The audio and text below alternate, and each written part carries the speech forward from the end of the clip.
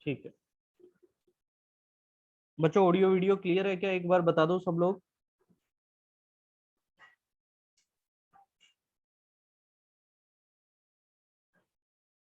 हाँ भाई, कुछ ऑडियो वीडियो क्लियर है? कोई दिक्कत?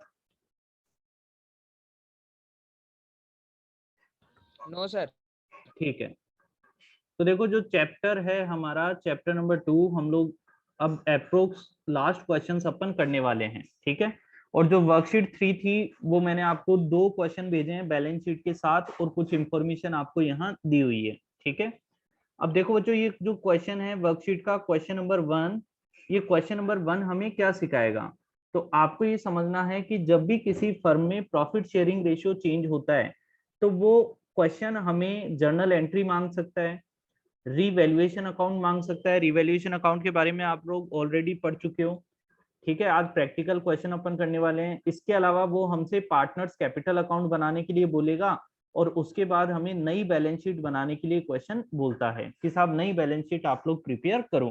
तो देखो क्वेश्चन नंबर 1 मैं पढ़ रहा हूँ, यहाँ पे एक अमाउंट में थोड़ी सी मिसप्रिंट है, उसको भी सही कर लेना आप लोग। तो क्वेश्चन नंबर 1 है हमारा, X and Y are partners sharing profits and losses in the ratio of 4:3। तो X और Y का जो रेशियो है वो 4:3 है, और बैलेंस शीट हमें दे रखी है 31 मार्च 2016 की। Sundry creditors, reserve, capital account X and Y। Then हमें असेट साइड में दे रखा है कैश, सन्ड्री डेटर्स, स्टॉक और फिक्स असेट्स। तो बच्चों जब भी किसी फर्म की बैलेंस शीट आप लोग पढ़ो, तो उस बैलेंस शीट को पढ़ने के बाद आप लोग क्या देखोगे? बैलेंस शीट को पढ़ने के टाइम आप लोगों को देखना है, देखो मैं आपको यहाँ समझा देता हूँ सॉल्विंग स्टेप्स। आप लोग किस तरह से बैलेंस शीट को पढ़ेंगे और क्या क्या नोटिस करेंगे। तो जो सॉल्विंग स्टेप्स है वो कुछ इस तरह से है हमारी। सबसे पहले जब आप बैलेंस शीट पढ़ो तो आप बैलेंस शीट में देखो कि आपके रिजर्व है क्या, बैलेंस शीट में क्या कोई रिजर्व दे रखा है क्या। ठीक है, इसके अलावा बैलेंस शीट में एक्यूमुलेटेड प्रॉफिट है क्या। ठीक है, और बैलेंस शीट में कोई एक्यूमुलेटेड लॉस है क्या। सबसे पहले ये क्वेश्चन आपका होना चाहिए, खुद से आप लिख भी सकते हो इन स्टेप को, क्वेश्चन करते टाइम बहुत काम आएंगे ये आगे के चैप्टर्स में भी। उसके बाद आप देखो कि क्या गुडविल बैलेंस शीट में है क्या। तो ये दोनों चीजें आपको चेक करनी है कि क्या ये दोनों चीजें बैलेंस शीट में है क्या।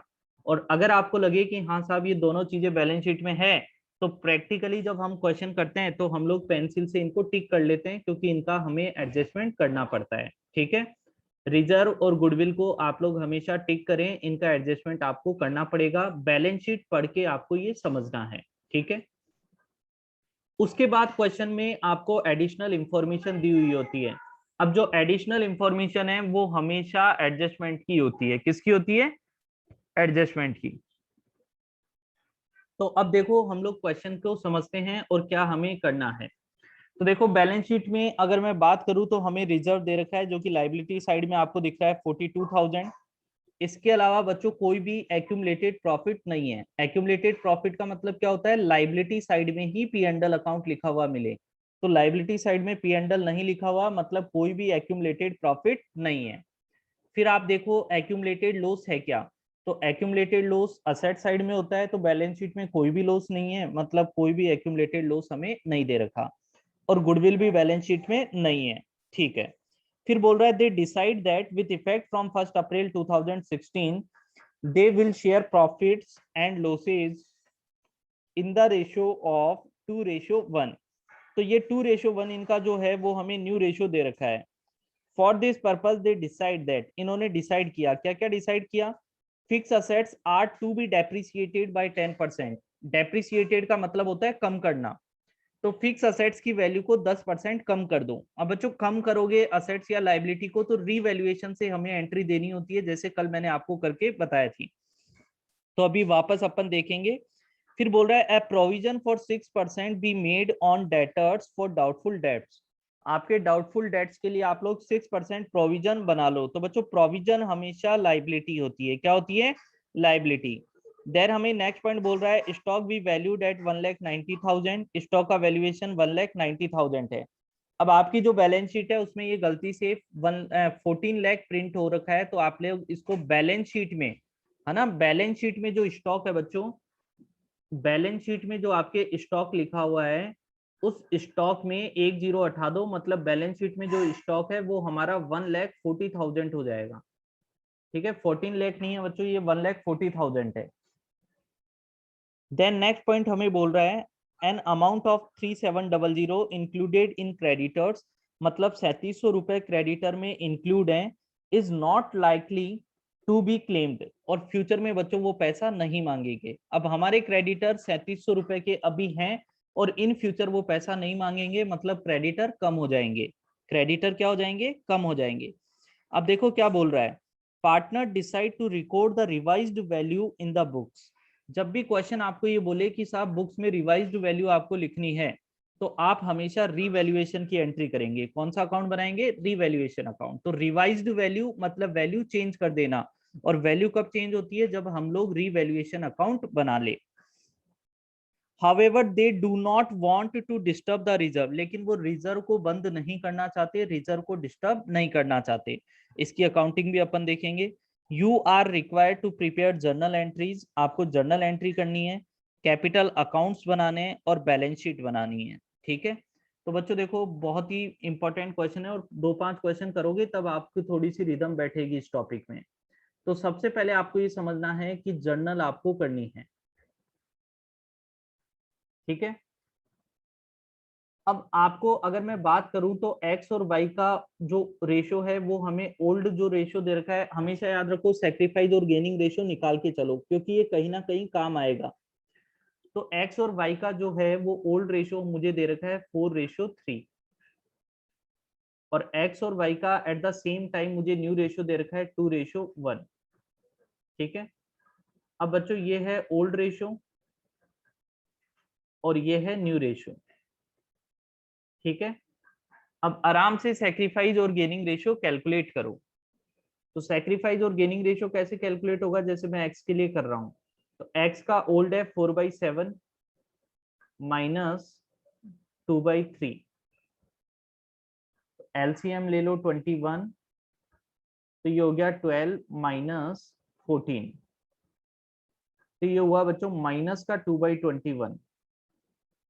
अगर ये माइनस में है तो ये क्या हो गया? गेन, क्योंकि मैंने ओल्ड माइनस न्यू का फॉर्मूला लगाया जो कि सेक्रीफाइस रेशियो का फॉर्मूला है।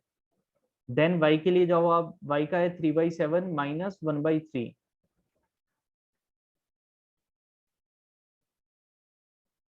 एलसीएम आ गया बच्चों 21, तो ये हुआ हमारा 9 -7, तो ये प्लस का 2/21 आ गया, और ये हो गया हमारा सेक्रीफाइस।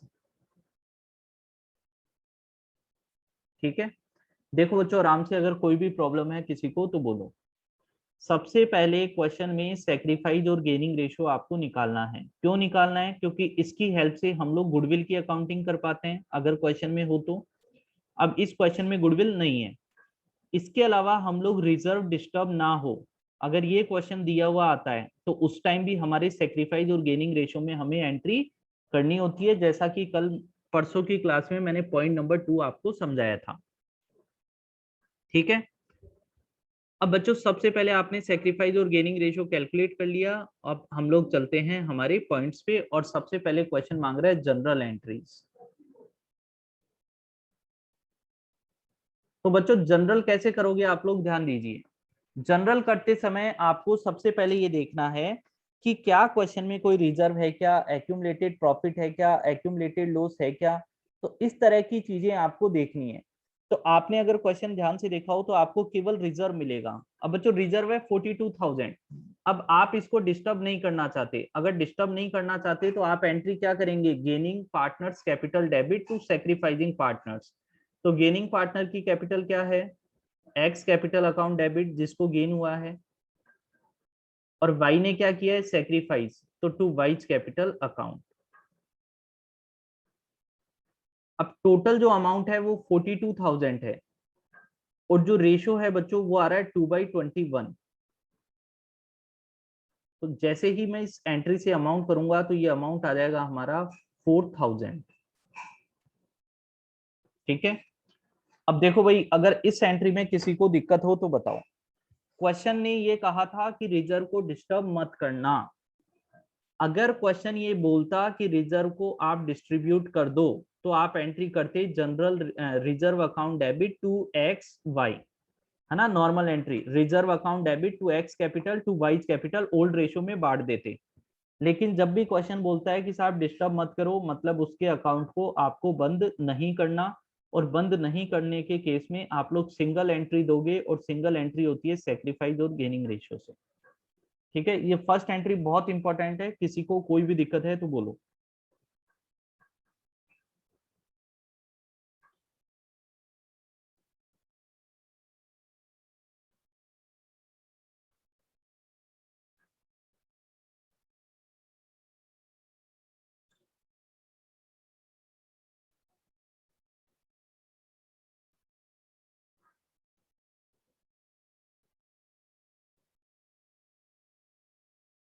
ठीक है,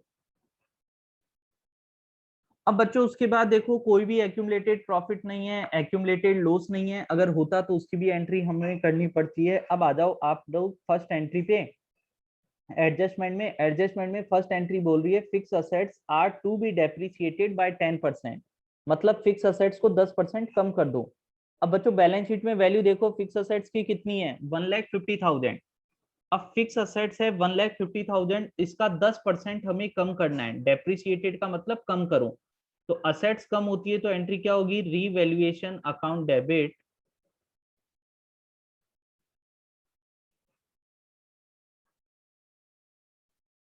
टू फिक्स असेट्स। तो ये अमाउंट आएगा बच्चों 1,50,000 का टोटल अमाउंट है, और हमें 10% कम करना है, तो इंटू 10%।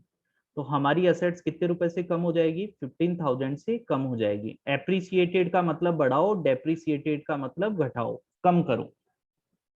तो ये हो गई साहब हमारी असेट कम। उसके बाद अगला पॉइंट बोल रहा है एक आपको प्रोविजन बनाना है 6%, जो कि डेटर्स पे बनता है बच्चों। 11th क्लास में भी आप लोगों ने पढ़ रखा है प्रोविजन फॉर डाउटफुल डेट्स, वो हमेशा डेटर्स पे बनता है। बच्चों प्रोविजन लाइबिलिटी होती है, लाइबिलिटी बढ़ रही है तो आप लोग एंट्री क्या करोगे, revaluation account debit to provision for doubtful debts. ये हमेशा डेटर्स की वैल्यू पे बढ़ता है।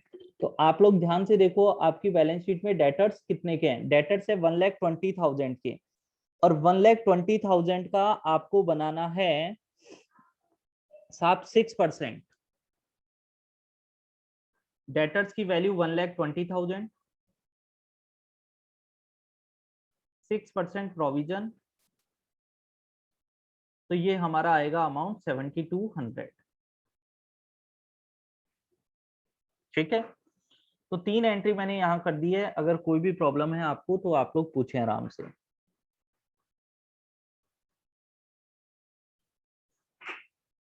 अगला पॉइंट बोल रहा है बच्चों स्टॉक की वैल्यू 1,90,000 हो जाएगी। अब स्टॉक बैलेंस शीट में है 1,40,000 का, और अब वैल्यू हो रही है 190, मतलब स्टॉक 50,000 से बढ़ रहा है। तो आप एंट्री क्या करेंगे, stock account debit to revaluation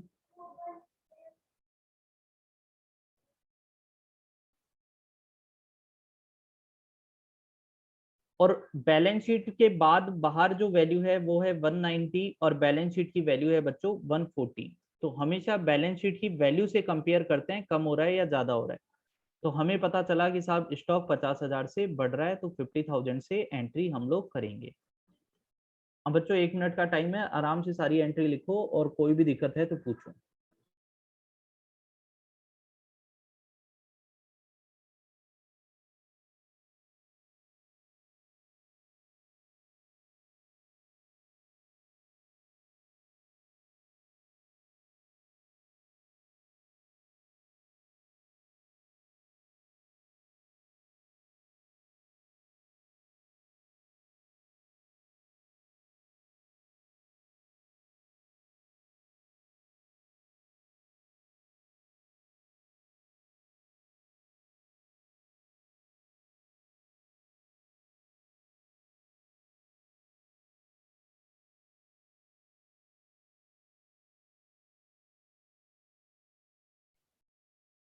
देखो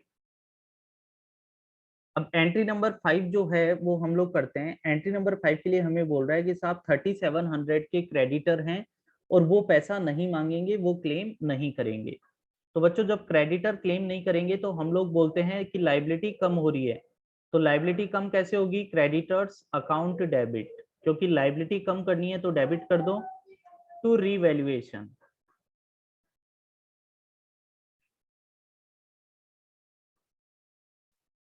और ये 3700 से हमें लाइबिलिटी कम कर देनी है, तो इस तरह से हम लोग ये एंट्री पास कर देंगे।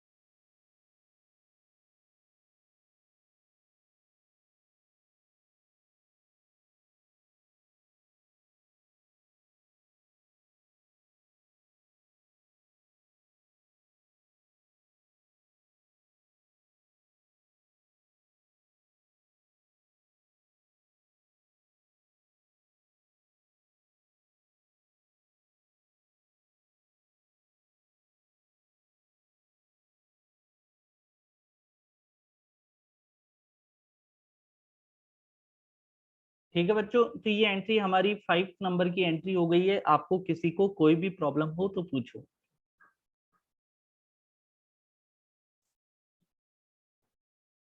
अब देखो आपको ये समझना है कि जब मैं रीवैल्यूएशन की सारी एंट्री कर देता हूं तो मुझे इससे प्रॉफिट या लॉस कैलकुलेट करना होता है। अब प्रॉफिट या लॉस कैसे कैलकुलेट करोगे? बड़े आराम से कैलकुलेट होगा, ध्यान से समझना।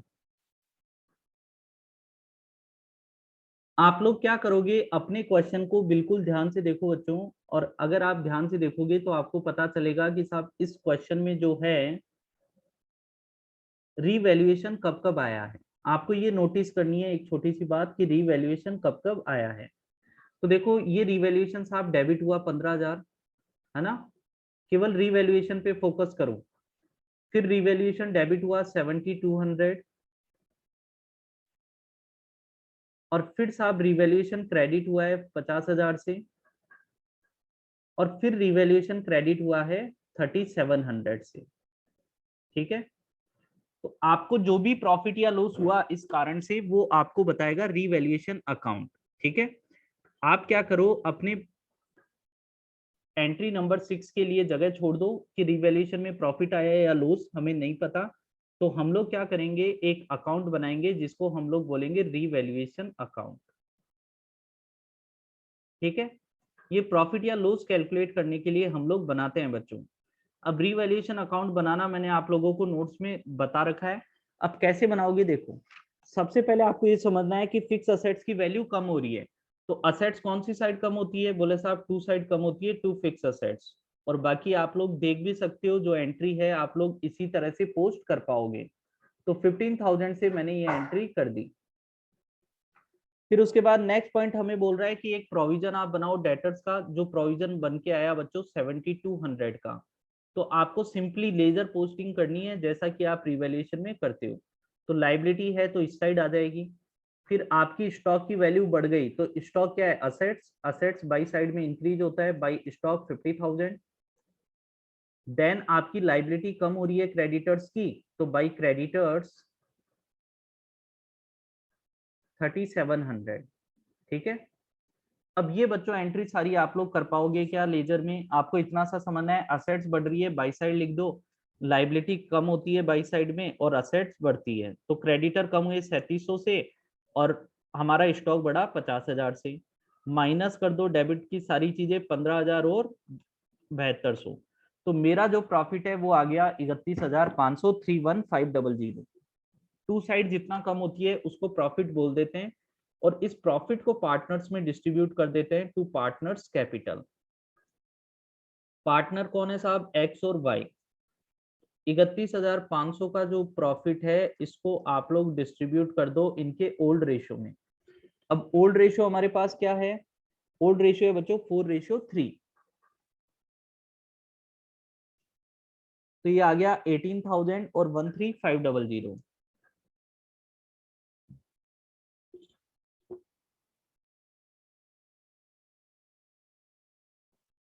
ठीक है, सिंपल सी बात है, असेट बाई साइड में बढ़ती है, लाइबिलिटी कम होती है, और टू साइड में असेट्स कम होती है, लाइबिलिटी बढ़ती है।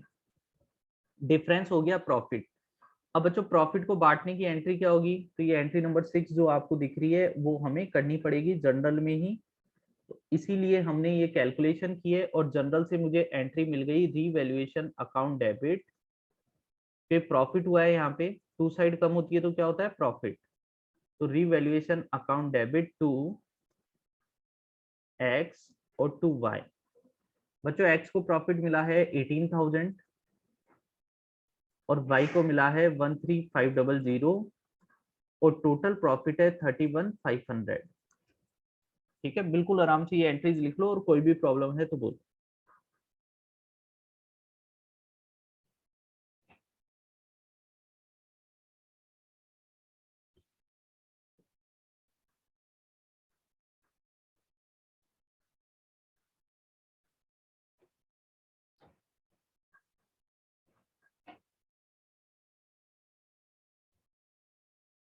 देखो दो चार क्वेश्चन करोगे इस तरह के, अगले चैप्टर में भी सेम इसी तरह के क्वेश्चन आने वाले हैं, तो थोड़ा सा दो चार दिन में रूटीन बैठेगा।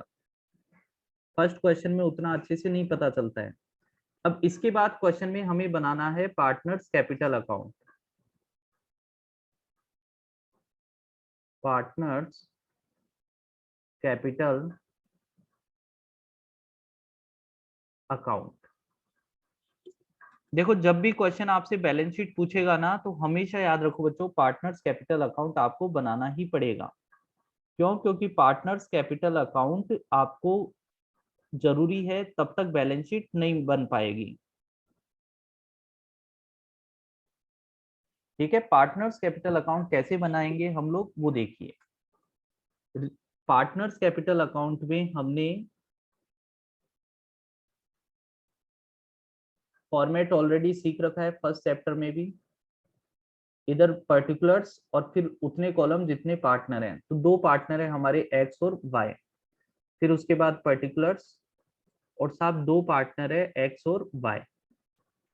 बच्चों सबसे पहले कैपिटल अकाउंट का ओपनिंग बैलेंस लिखा जाता है, जो आपको लाइबिलिटी साइड में दिखेगा। अच्छा, इसको लिखने का तरीका क्या होता है? To balance brought by balance brought down, क्योंकि लाइबिलिटी साइड में आएगा, क्रेडिट बैलेंस होता है इसलिए बाई साइड में लिखेंगे। तो क्रेडिट बैलेंस है 240 और 120। सबसे पहले कैपिटल अकाउंट का ओपनिंग बैलेंस लिखा जाएगा जो कि बाई साइड में आता है, और 240 और 120 ये ओपनिंग बैलेंस बच्चों हमने लिख दिया। ठीक है, एकदम आराम से एक एक पॉइंट करके समझे। सबसे पहले ओपनिंग बैलेंस लिखना है, वो इस तरह से लिख दिया जाएगा। अब उसके बाद आप अपनी एंट्री नंबर 1 देखो। तो एंट्री नंबर 1 जो आपने रिजर्व के लिए की थी, एडजस्टमेंट की, उसमें एक्स टू वाई एंट्री आ रखी है। क्या जर्नल एंट्री आ रखी है? मैं एक बार यहाँ लिख देता हूँ ताकि आपको समझ में आ जाए। एक्स टू वाई और अमाउंट है 4,000। अब बच्चों मैं इसकी पोस्टिंग कराना चाहता हूँ, तो इसकी पोस्टिंग क्या होगी? एक्स के कॉलम में लिखूंगा 2y। एक्स के कॉलम में क्या लिख दूंगा? 2y। देखो बिल्कुल ध्यान से समझना, पोस्टिंग आपको ये लेजर पोस्टिंग काम आती है जो 11th क्लास में आप लोग सीख कर आते हो। और बाई के अकाउंट में क्या आएगा? By x capital. और ये 4,000 रुपए वाई के कॉलम में आ जाएगा। तो सिंपली जो रिजर्व की है उसकी लेजर पोस्टिंग आपको ध्यान से समझना है। एक्स में लिखेंगे 2y और वाई में लिखेंगे बाई एक्स। तो बच्चों क्रॉस पोस्टिंग होती है, लेजर के नॉर्मल रूल्स आपको यहाँ लगाने हैं। तो ये सब पोस्टिंग हो गई हमारी। अब उसके बाद सारी जर्नल एंट्री देख के आओ, कहीं भी एक्स और वाई का नाम आया है क्या। अगर आपको लगे कि हाँ साहब एक्स और वाई का नाम आया है, तो वो इस अकाउंट में जरूर आएगा, क्योंकि हम लोग उन्हीं का अकाउंट बना रहे हैं। तो आप लोग देखते हो तो आपको समझ में आता है कि साहब सिक्स्थ एंट्री में जाकर जो प्रॉफिट बांटा था हमने, वो प्रॉफिट आया है। तो बेटा रिवैल्यूएशन अकाउंट में तुमने टू साइड में लिखा है, तो टू की पोस्टिंग किधर आती है? बाई में। ये चीजें याद करने की कोशिश करो मेरे साथ, धीरे धीरे याद हो जाएगी। तो बाई में हम लोग लिख देते हैं 18,000 और 13,500। तो हमेशा याद रखो क्रॉस ट्रांसफर होता है। अगर 2 में लिखा हुआ है किसी अकाउंट में तो वो अगले अकाउंट में जाकर बाई में आ जाएगा। और जब ये सारी चीजें मैंने लिख दी तो मैं बैलेंस कैलकुलेट कर लूंगा, टू बैलेंस कैरिड डाउन, और ये क्लोजिंग बैलेंस हो जाएगा। क्लोजिंग बैलेंस आप लोगों ने सीख रखा है 240 और 18 258, इधर का टोटल हो रहा है 258। 258 में से 4000 माइनस हो रहा है, मतलब बैलेंस क्या बचेगा 254।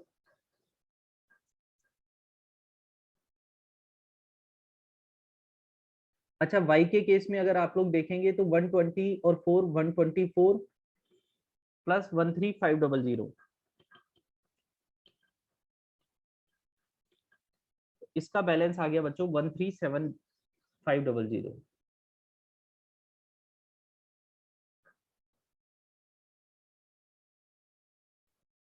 और ये दोनों साइड का टोटल हमने कर दिया।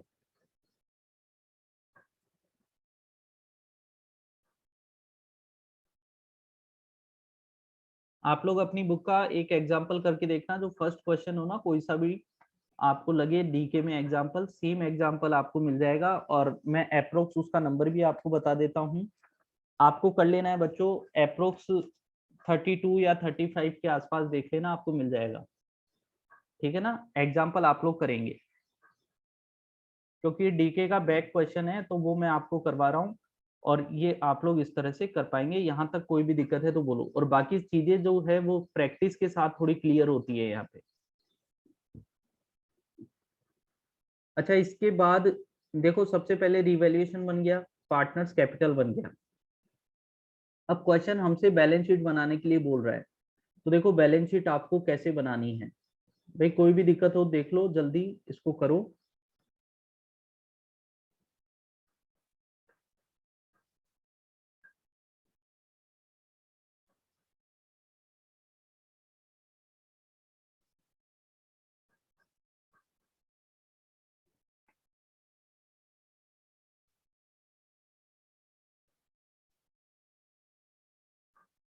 आज बच्चों अपन एक क्वेश्चन करेंगे इस तरह का, ताकि आपकी प्रैक्टिस हो। आज मैं आपको प्रैक्टिस के लिए टाइम दे रहा हूँ, आप लोग करें और मुझे बताना अगर किसी को दिक्कत आएगी तो मैं उससे वापस समझा दूंगा। अब देखो आपको बनाना है नेक्स्ट पॉइंट पे बैलेंस शीट।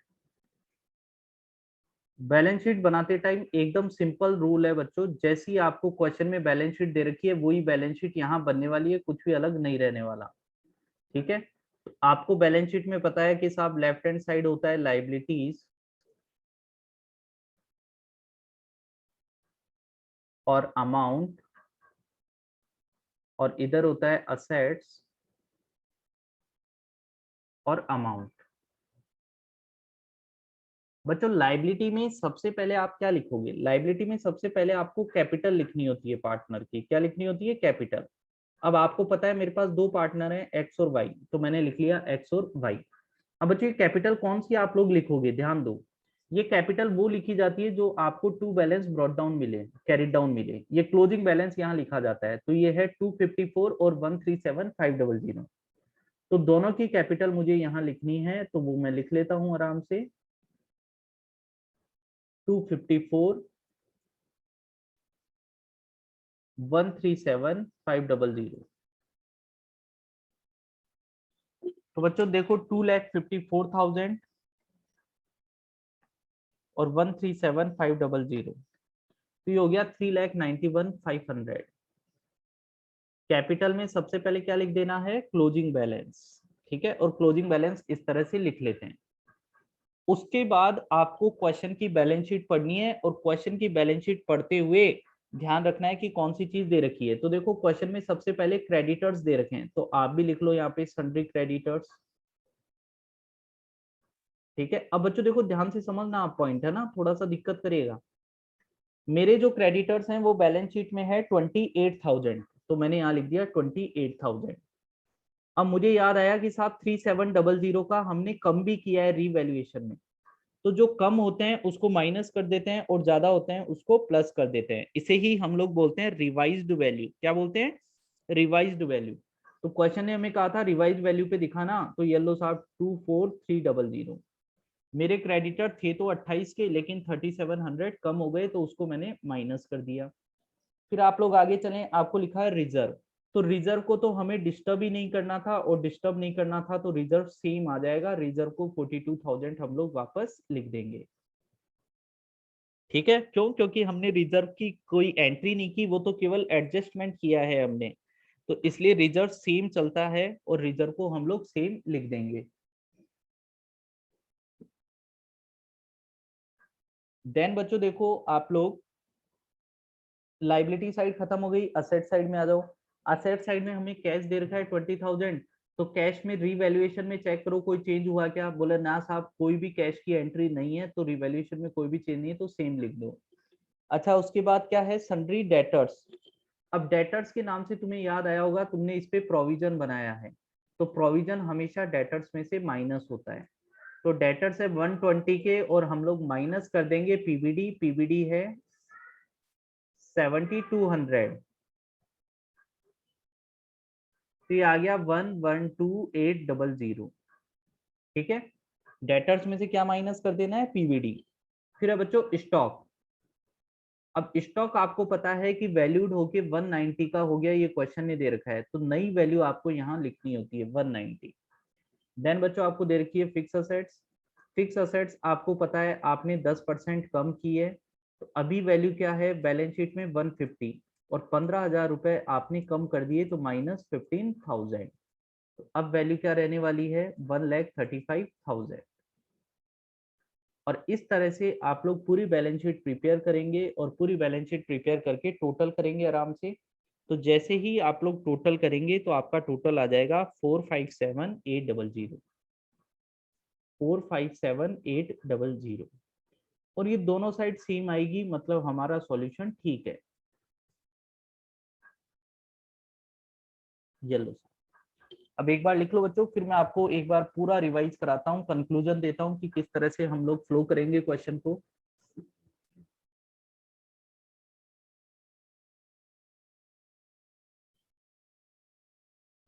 और आज अपन एक ही क्लास लेंगे, ताकि आप लोग सेम क्वेश्चन घर पे कर पाओ, और फिर कल अपन आगे प्रोसीड करेंगे, और 2 दिन और अपन अभी इसके प्रैक्टिकल करेंगे। अच्छा, नेक्स्ट चैप्टर में भी यही चीजें आएगी।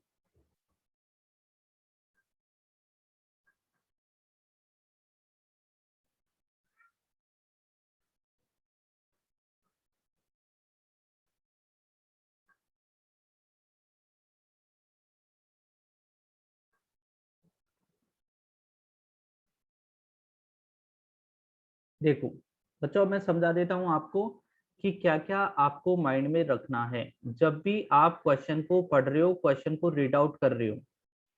तो हमेशा फर्स्ट स्टेप पे देखोगे कि weather following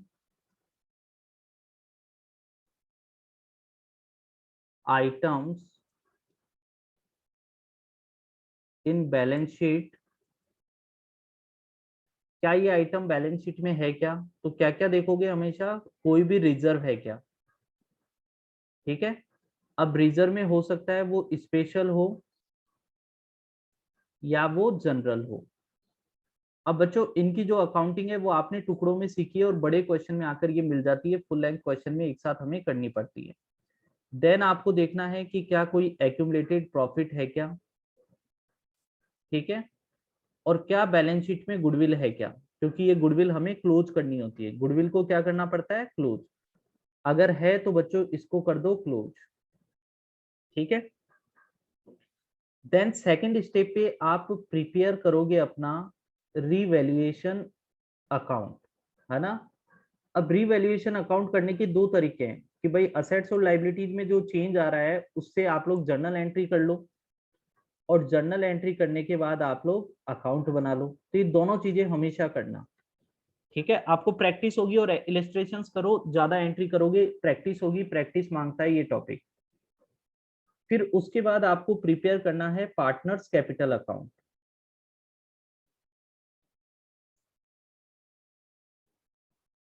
partners capital account. अब साहब पार्टनर्स कैपिटल अकाउंट कैसे बनेगा वो देखो। सबसे पहले आप लोग ओपनिंग बैलेंस